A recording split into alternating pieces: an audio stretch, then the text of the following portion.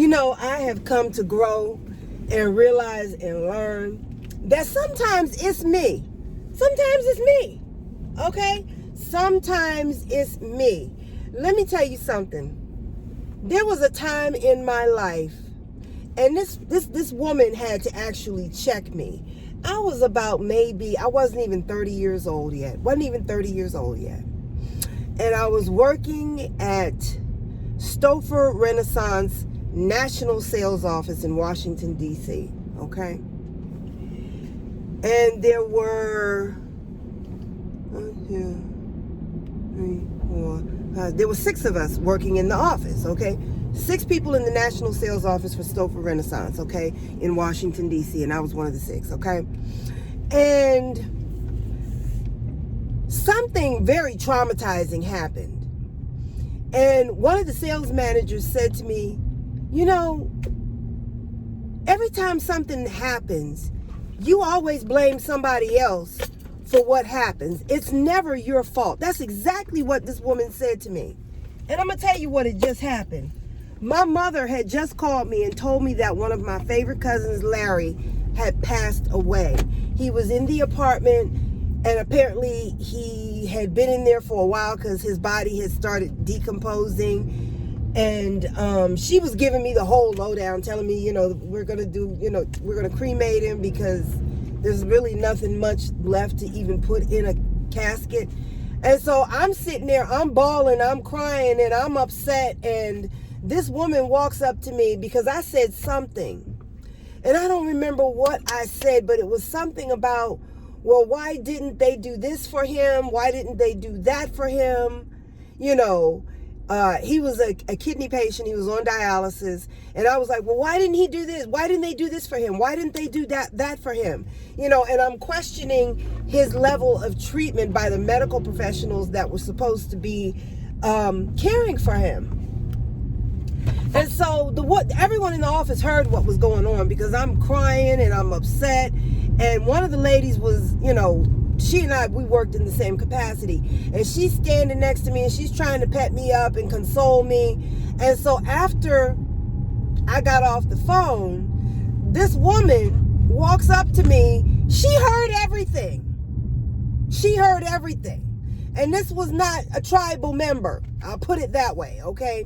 And she walks up to me and she says, you think everything is always somebody else's fault. I'm like, I said to her, I'm so sorry. I disturbed your day today. I do apologize. I'm deeply sorry. And please forgive me for crying out at this time. I am so very sorry. Please forgive me. And I got down on my knees and I asked her forgiveness because, my cousin had just passed away. And, I'm just giving you the lowdown on what I said to her. And fortunately, I was not fired for what I said. Those weren't the words verbatim that I used, but those were, y'all know me better than that, right? Y'all know me better than that. I just lost a family member, and you got the nerve to walk over here and say anything to me, anything that was not going to be of a consolation to me. I laid in and let have. I laid in and let have. I'm like, how dare you say anything to me at a moment like this in my life? But her comment still, nonetheless, resonated with me. Because she said something that was really true. But while I was speaking about why didn't they do this for my cousin, why didn't they do that, I wasn't talking about me. I was talking about my cousin. Why didn't they do this for him? Why didn't they do that? I can't remember what I was, why didn't they call and check on him because when you go to dialysis, people have a schedule that they go to dialysis on, so they can have a certain amount of weight taken off, a certain amount of water and fluid taken off, right? You know, they weigh you before you go in. They weigh you after you come out. You know, I guess they give you some type of electrolytes and whatever. I don't know. But when you don't show up to the clinic, at least when he was staying with us, the clinic would call us and say, look, Larry ain't been here in a few days. Is he okay? Is he all right? What's going on? They would at least call us. But I guess they got to the point with Larry. They knew that when Larry would get but so sick, they knew he would come in when he got really sick, you know, and he was pretty toxic. So I guess that's just the way they left it. You know, they weren't calling to do wellness checks anymore on him. So, you know, she said what she had to say to me, and I said what I had to say to her. And like I said, I was lucky I didn't lose my job. But anyway, all I want to say is that I do realize that sometimes it's me. And it's not always somebody else. You know, it's me that was the cause of a fallout. It's me that was the cause of, you know, I really take the time to just think about things sometimes. You know, well, how would I feel if I did or if I said? And how might that have impacted me if I were in their shoes? Not standing where I'm standing in a place of comfort. But what if I was in their shoes and maybe things weren't so comfortable for me? And perhaps I would have responded in the same manner. Okay? But when she said to me, you know, you always think everything is somebody else's fault. That stuck with me. Even though her words were out of place, they were out of context, they were misappropriated, they were unwarranted. Her words were just inappropriate at that moment. Very inappropriate at that moment. And she lucky she didn't get fired for saying that to me. Shoot, she should have been. I mean, how can you be so insensitive? Someone just loses a loved one, and that's what you walk up to them and say? I'll never forget you, Denise. Never. Anyway, I done already told you where I worked, and I told you her name, so whatever. I was going to say her last name, but if you want to find out, you can. But anyway. So those words stuck with me, and I guess they stuck with me because of the pain that I was feeling at that moment, and I couldn't believe that somebody would say something like that in a moment like that. So those words always stuck with me. And you know what? She was right. She was right. I used to be of the mindset that every time something happened, it was always somebody else's fault and never mine. It was never my fault. It was never my fault. And then I got married. And I had to realize, you know what, that might have been your fault. You know, because you know you do run off at the mouth. You know your mouth is like a runaway horse. Y'all, this is not the first time you've heard me say this if you've been following my channel.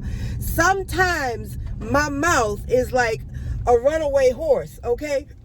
And I'm thinking in my mind, okay, whoa, stop, hold up, stop, wait a minute, no, don't say that, don't say it. Be quiet. Shut your mouth. Stop. Whoa, back. Hold up. And my mouth is just going. And in my mind, I'm screaming in my head, stop. Shut your mouth. You've gone too far. Don't say no more. Sometimes my mouth is like a runaway horse. I know. And because I know my mouth is like a runaway horse, oftentimes I do have to apologize. Oftentimes I do have to not oftentimes. When, you know, I'm in the wrong, I do have to apologize. I do have to make amends for, you know, what I may have said or done.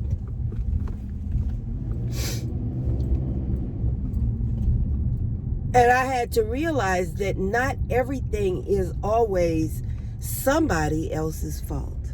Which brings me to what just happened in the store. Okay. I said all of that so I could say this. Okay. I get in line. because as I said, I'm going to show y'all how to make this peach banana cobbler. I needed some peaches. Got the peaches. I needed some bananas. No, they're not green. I don't do everything keto says to do. And I got 2 big bottles of coconut aminos. Let me tell you something. I'm going to get off topic for a second. I don't always follow everything about keto. I know there's sugar in this coconut amino, and I'm gonna look at it right now with you because I don't know how much sugar is in here, but I know there's sugar in here. I bet you there's sugar in here. They put sugar in everything, but let's see. And the reason why I thought about this was because they didn't have this brand the last 4 or 5 times I went to the store, and I had to buy that Bragg's coconut aminos. And you have to be careful because there's aminos by Bragg's, and then there's coconut aminos by Bragg's. And you want to get the coconut aminos. I don't know what just plain aminos are. You want to get the coconut aminos. But anyway, I noticed that when I was using the coconut aminos, it was like pouring maple syrup. It was kind of thick. And I was like, this got to have a whole lot of sugar in it for it to be pouring like this. So let's look at the label. If I can even see, I don't have my glasses. Total sugars 3 grams. And that's a lot for somebody on keto. That's a lot for somebody who has a sensitivity to sugar. And I wondered why it was every time I ate, I was still itching and I wasn't eating any fruit. I wasn't eating any sweets, and I was wondering why I was still itching like 20 minutes into the meal, right? And I know that Bragg's has more sugar than this one. This is 3 grams, right? So anyway, let me just tell you what happened. So I'm in the store. I got my 2 bottles of coconut aminos. I got my bananas and my peaches and spent $40. Oh, Lord. Anyway, I'm going back there to Balducci's, but I'm going to park over here so I can get a little bit more of a walk in. I've already got in 1.5 miles already. But this is how I get my exercise and keep moving. You know, this is what I do. But let me tell you what happened. So I got in line to pay for my products, right? And so I scanned the bananas, but when I scanned the bananas, they didn't ring up. So I put in 4011 because that's the code for bananas, okay? I done bought enough bananas. I know the code for bananas, okay?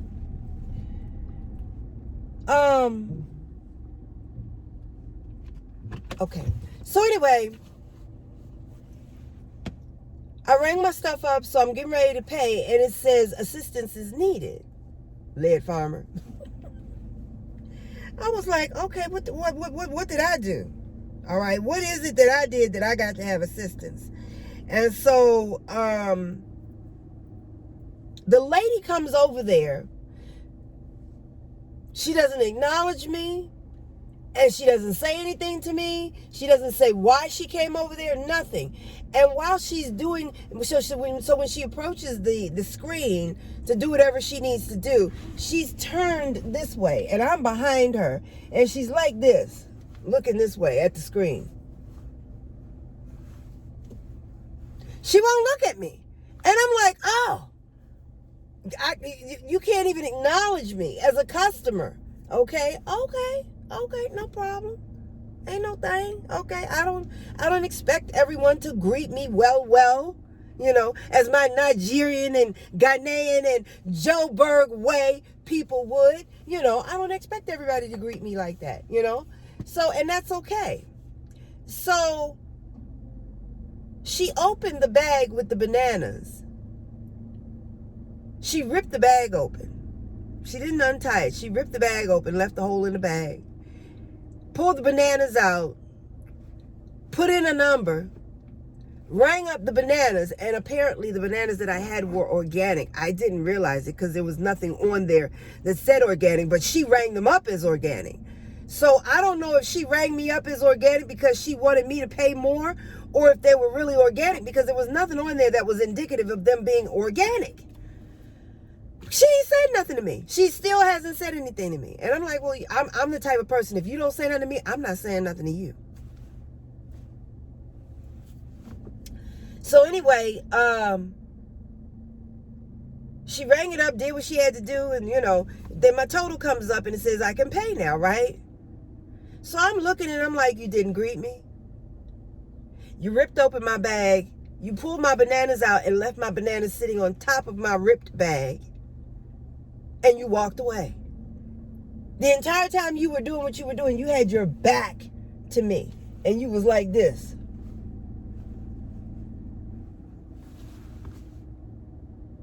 So when she walked away, of course, I gave her the stank eye.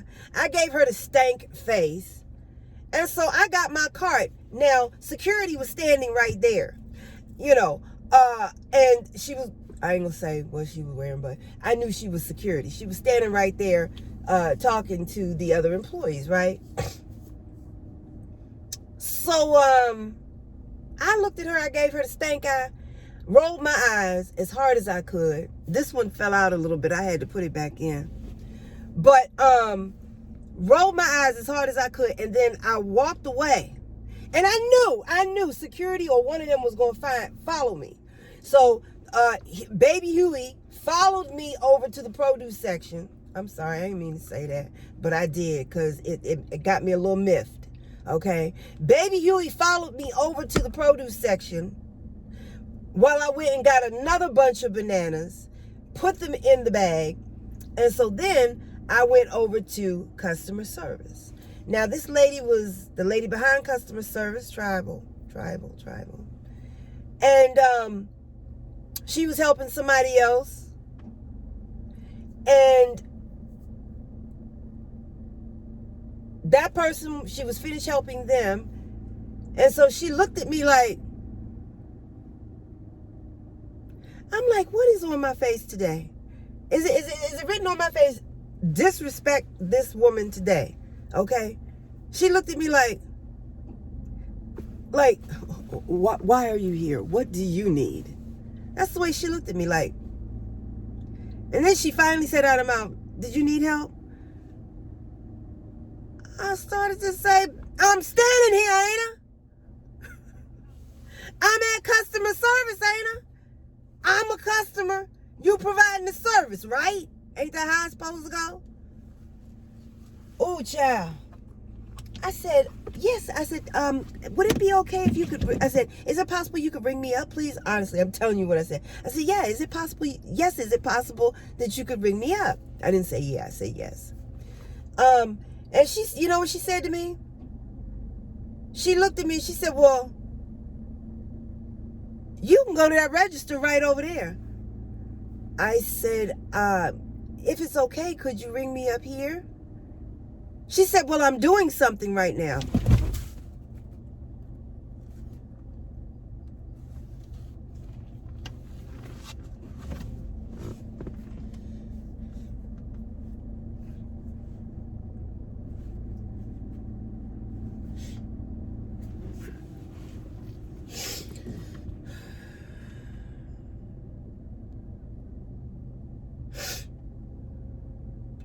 I said, miss, you just helped the customer before me. I got 1, 2, 3, 4 items. I just got out of line because I felt slighted by the way I was treated by another one of your associates. And I just would like to be rung up. I don't want any problems. I don't want to bring anything up wrong. So I came to customer service as a customer to get some service.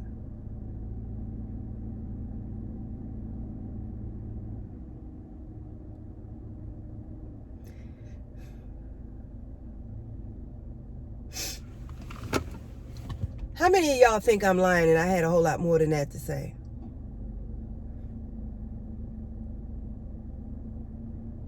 First of all, I want to say to you, how presumptuous of you. Second thing I want to say to you is that you know me well.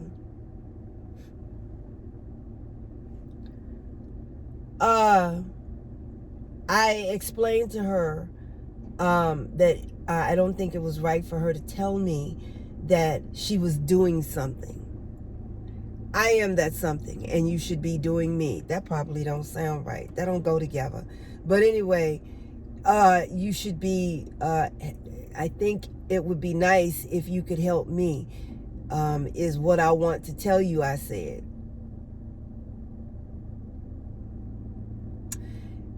I believe for every action, there's a reaction. And I guess because of how I was treated over there, it might have given me a little bit of an attitude when it was time to deal with this lady over here.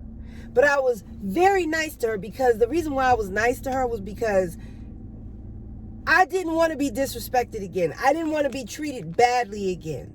And I know, and I understand, I realize that for every action, there's a reaction. Okay?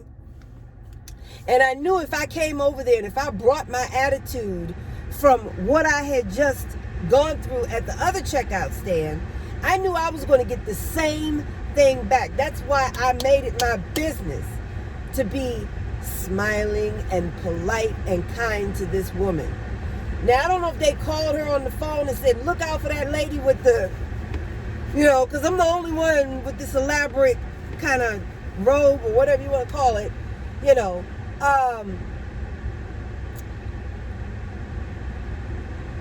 I don't know. But I was very nice to her. And she didn't want to wait on me. She didn't want to help me. She told me I could go to that register over there. Anyway, she rang up my stuff. Uh-oh, why did you go do that? Okay. Oh, I see. All right. Because it's getting hot. My phone is getting hot. I don't know why it went dark like that. Okay. What's happening? Is it because my phone is hot? Yeah, it's because my phone is hot. Let me take it out the window. So, but anyway, that's what happened. And I guess I'm just trying to make the point that sometimes it's not always somebody else. Sometimes it's you. And oftentimes I see people wanting to point a finger at somebody else and blame somebody else for the hardship they feel, the anxiety they feel, the anger, the rejection. I feel that oftentimes people always want to blame somebody else for them feeling those feelings. Anger, hurt, rejection, whatever. They want to blame somebody else, but guess what? It's probably you. It is probably you. And there's something in you that you need to take note of and fix. I had to not only have somebody tell me that, but I also had to see it up close and in person for myself. And I'm watching it unfold right here on this platform, across a number of platforms, not just one, where people are blaming other people for what they feel and what they're going through when it's them. And they don't realize it. They don't understand it. They think it's someone else. So, I don't even want to go to Balducci's now. Why do I need to go to Balducci's? For no reason. See, when I was eating all that sugar and flour and cakes and cookies and pies, see, I would go to Balducci's quick. But I've already had my food. And I said I was going to save that chicken leg. I did not eat it. So, okay. Am I going into Balducci's? Nope.